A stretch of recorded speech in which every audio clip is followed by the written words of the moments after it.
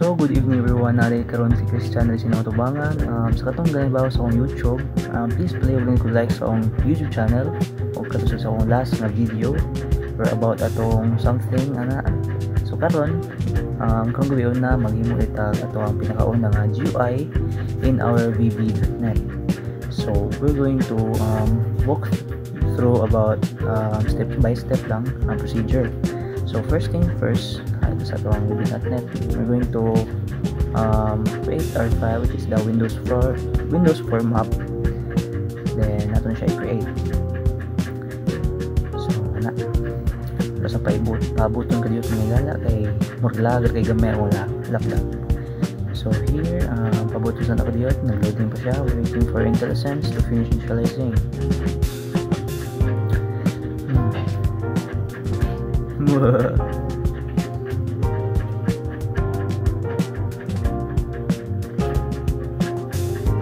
So as you can see, I see nga natadre kanang Windows. So then I'm going to find a label sa itong toolbox do dira at mo siya i-copy. Then wait, ato sa pangitahan na itong mga names at ang mga label, dalit na lang.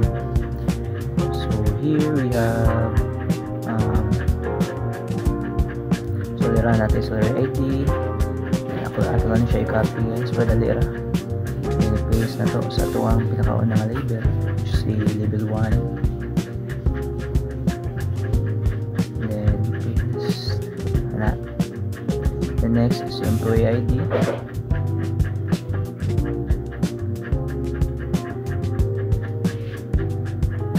Copy lang na to.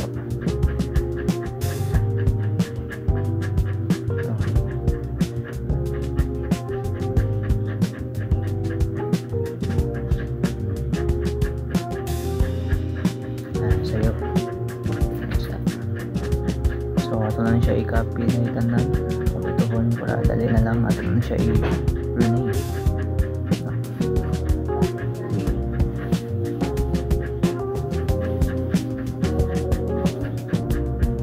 And after na, we're going to copy the employee name, paste na nato dali.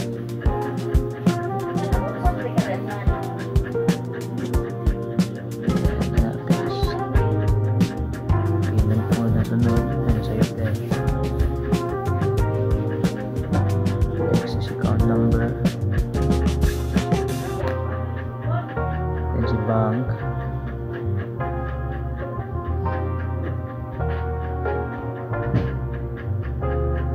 kasi siya isa guys kaya magsama ka na yun.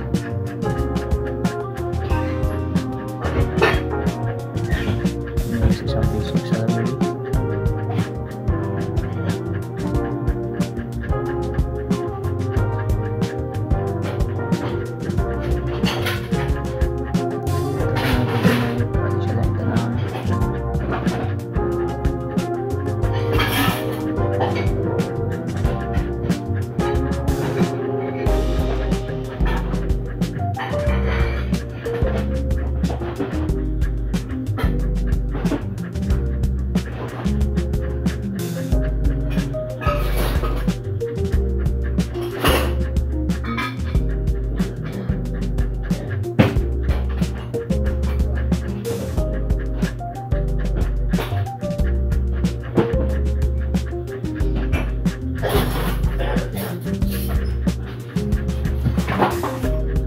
Ito lang i-copy, pagdali na lang siya paste kay if ato siya individual og butang kay mura to take long time no. So para padali ito lang siya i-copy paste and we'll change the name na lang padali. So next is ang bonus, copy, then other salary, si education allowance, house rent, then medical, and lastly see total salary.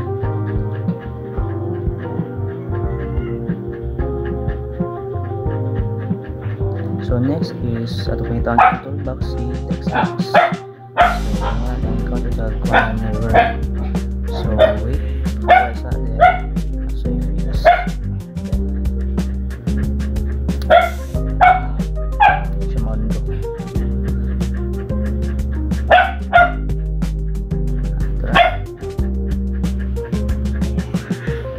data butang sa itong text box.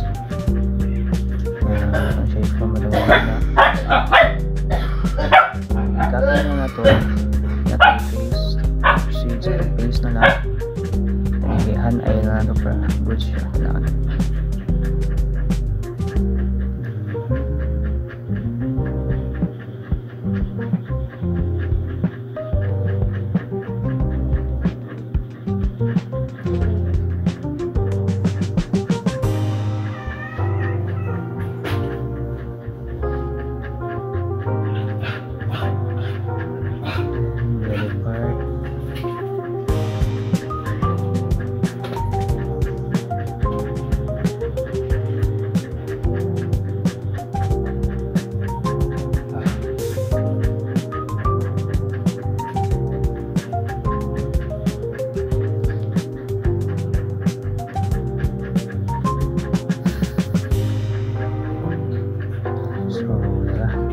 So we're done in our text box. We're done inputting our text box.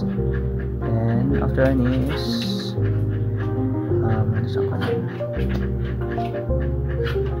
then balik sa itong toolbox, we're going to search for the button. And ito yung butang dali. We're going to put 4 buttons, which are for the insert, search, update, and delete buttons. Para for our functionality.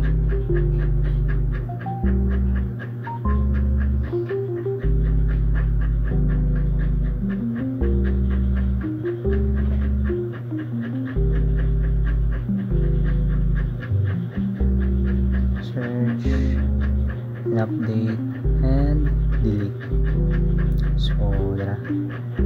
Then ato na siya patas on gamay kay butang pa sa itong data grid view para masigo siya. So we're going to search in our toolbox for data grid view. Then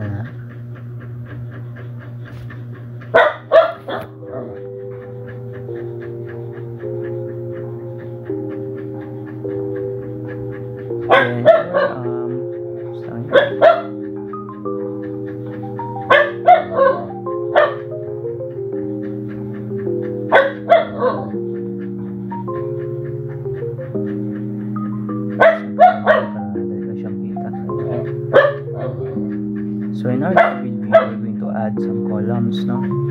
So for the first column, we're going to name our column a ID. And for the second column is the EID, which stands for our employee ID. And the next one is the employee name. Paste na nato. And the payment mode, add account number, and then add bank.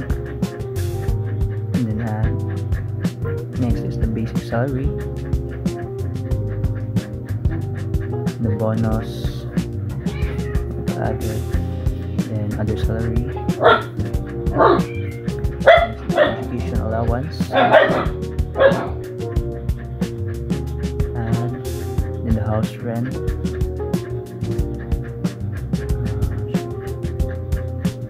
so medical, then our total salary,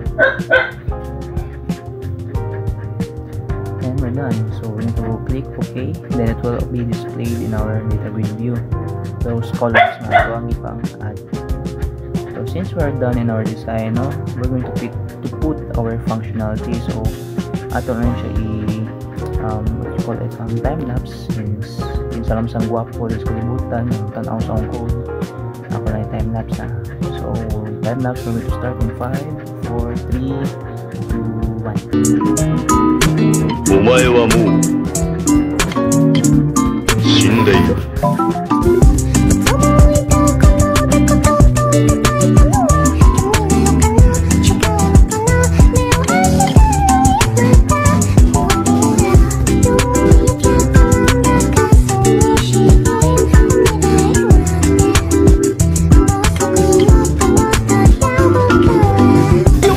Makinig ka! Tumigil ka na! Hindi ka nga na gusto! Ini-entertain ka lang niya kasi may kailangan sa sayo! Hindi mo ba napapansin, ha? Na-sweet lang siya sa'yo pag may kailangan siya. Pero pag wala na ano, hindi ka niya pinapansin. Sinasayang mo lang yung mga effort mo na binibigay sa kanya. Matalino ka naman tao eh. Bakit ba nagiging tanga ka pagdating sa kanya? Isipin mo naman yung sarili mo. Unahin mo naman yung sarili mo. At tanggapin mo na hindi ka magugustuhan ng taong nagugustuhan mo.